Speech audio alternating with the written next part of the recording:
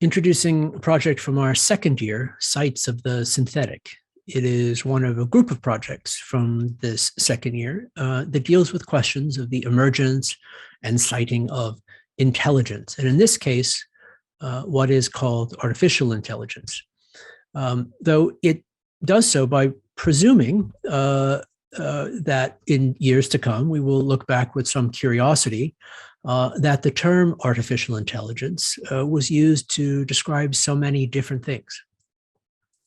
The project addresses as well and asks if there are, in fact, not more precise ways to name and indeed cite the most interesting things among those. So towards that, it firstly draws a distinction between AI and SI, or synthetic intelligence. What do we mean?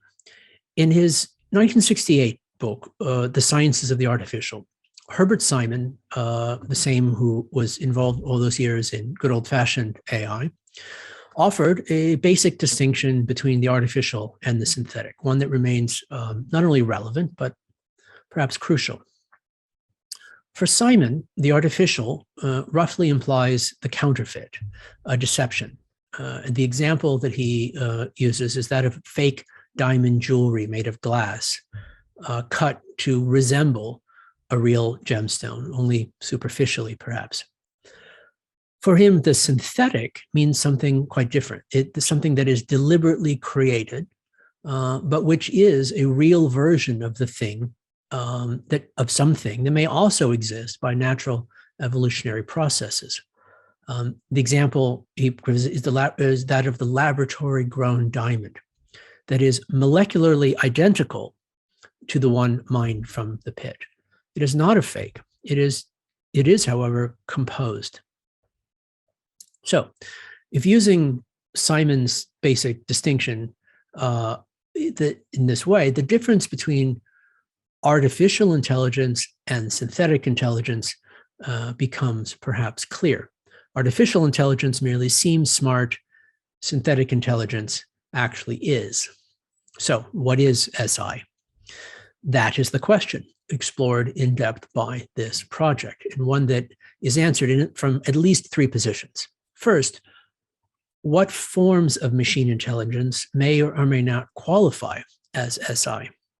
And indeed, how does artificial intelligence, even defined in the Simonian sense, contribute to that synthesis?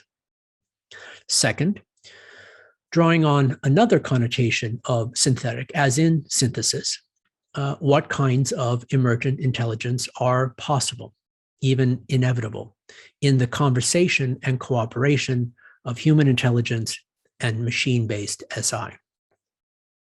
For the latter, what concepts and insights are possible that would never be possible without this conjunction?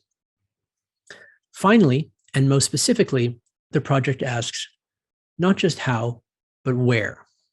What locations, constraints, and site conditions are necessary for the possibility of productive exchange?